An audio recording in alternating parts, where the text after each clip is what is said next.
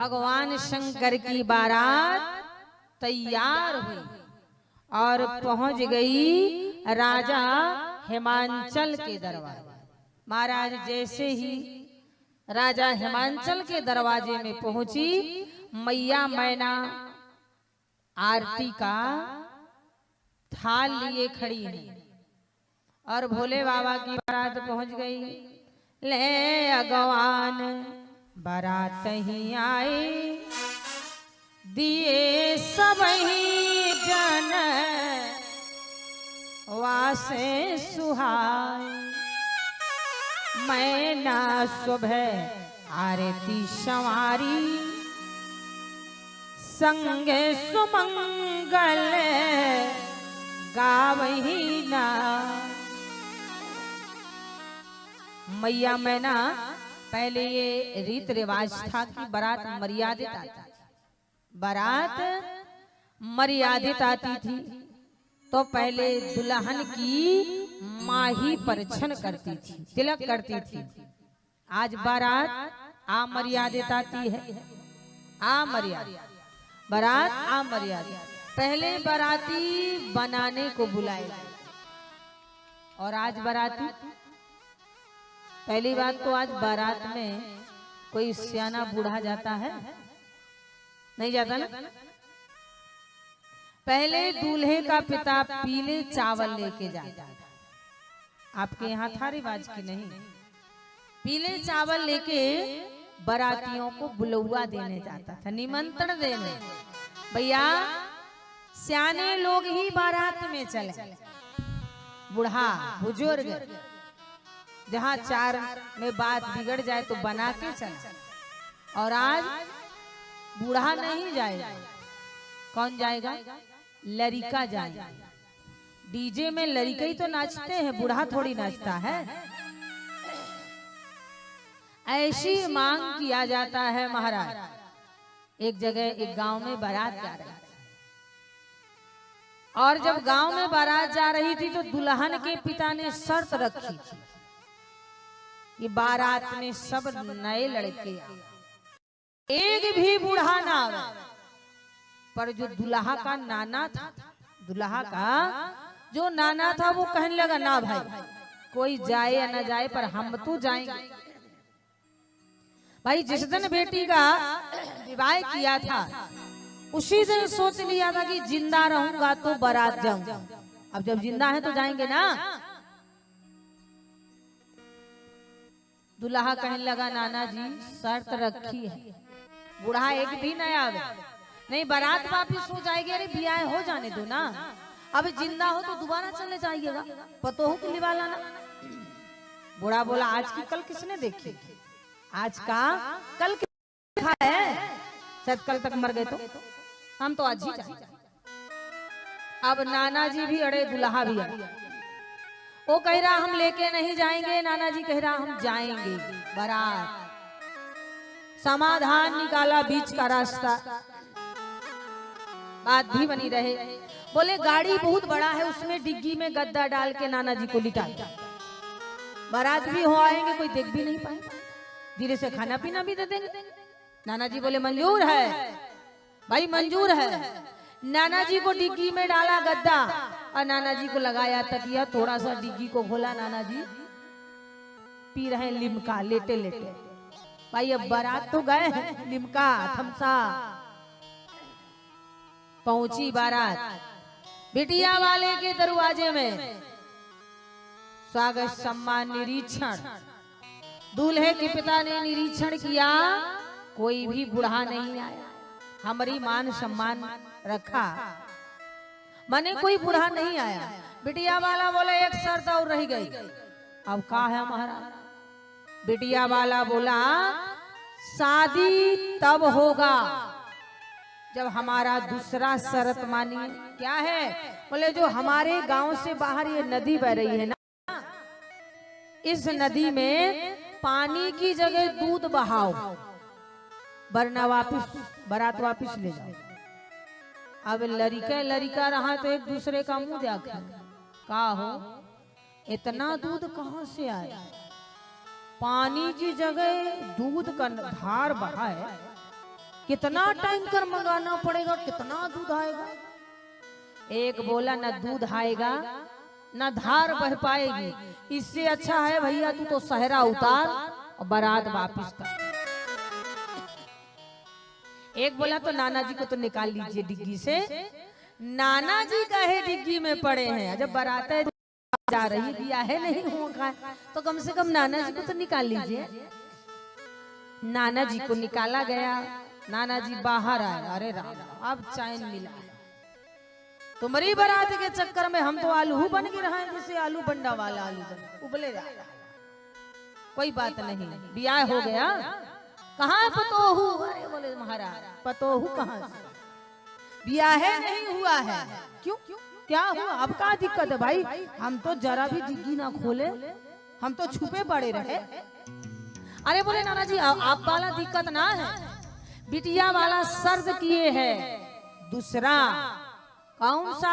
बोले जो गांव से बाहर नदी है उस नदी में पानी की जगह दूध बहाइए वरना बारात वापिस ले जाए। अब नाना जी तो झारखंडी रहा है, नाना जी ने मछुआ मताव दिए।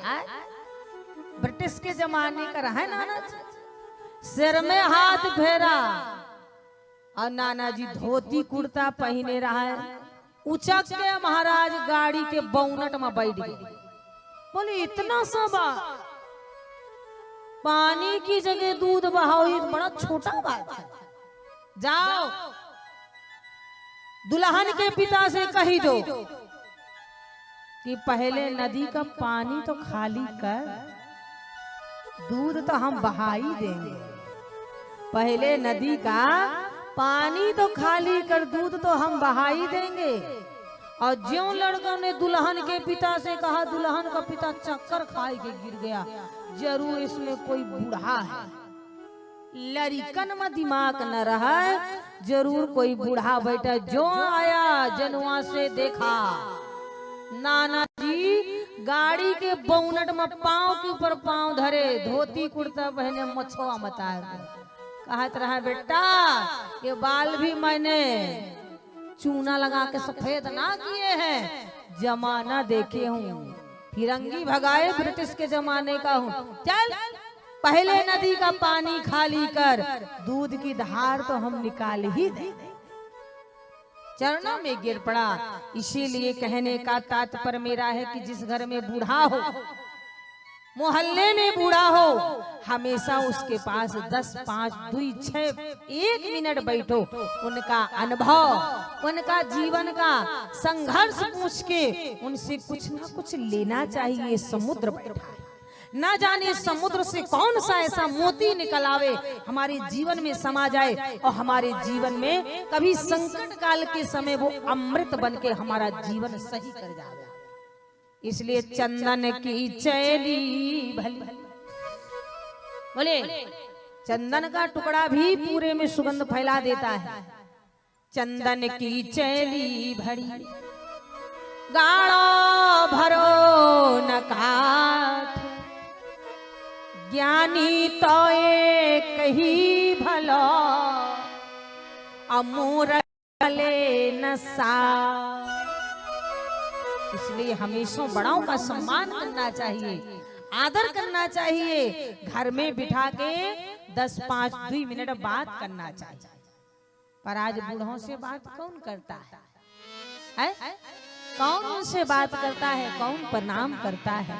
और अगर बूढ़ा पूछ भी दे कि कहाँ जा रहे हो, तो लड़का सुबह सुबह कहेंगे कर दिया ना मूड खराब, टोका टोकी कर दी ना महाराज।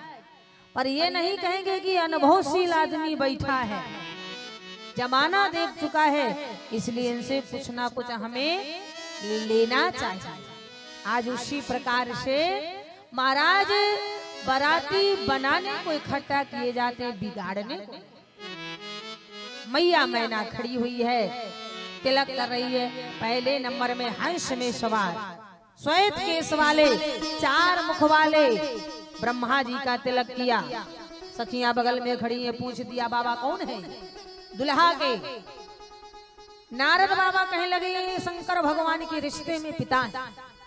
तिलक दूसरे नंबर में भगवान विष्णु गरुड़ में सवार, 4 भुजा वाले, शंख चक्र पद्म इत्यादि धारण किए, श्यामंतक मणि धारण किए। कौन है?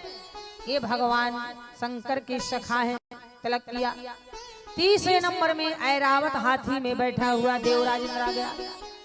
ये कौन है? सखियां चिल्ला पड़ी, दूल्हा आ गया। नारद बाबा बोले चुप चुप, दूल्हा नहीं आया। कौन है? बोले ये दूल्हा के घर का नौकर आया। सखियां बोली हे भगवान, दूल्हा के घर का नौकर आया है? बोले हाँ। हाथी में? बोले हाँ। सखियां कहने लगी गजब की किस्मत है पार्वती के। क्यों? बोले जिस घर का नौकर हाथी में जाए, पार्वती के तो बड़े ठाट हैं भैया। चौथे नंबर में भूत भावन शंकर भगवान मुंडों की माला पहने, सर्प लपेटे, राग लपेटे, बागंबर पहने निकल पड़े। मैया मैना ने जो विकराल रूप देखा, जो विकराल रूप देखा, जमीन में धड़ाम से गिर पड़ी। और महाराज भागे भवन पे ठियति त्रासा, भागे भवन पे ठियति त्रासा, गए महेश जहाँ जनवासा, गए महेश जहाँ जनवासा। मैना हृदय भयो दुख भारी, मैना हृदय भयो दुख भारी। नीली बोले गिरी से कुमारी, नीली बोले।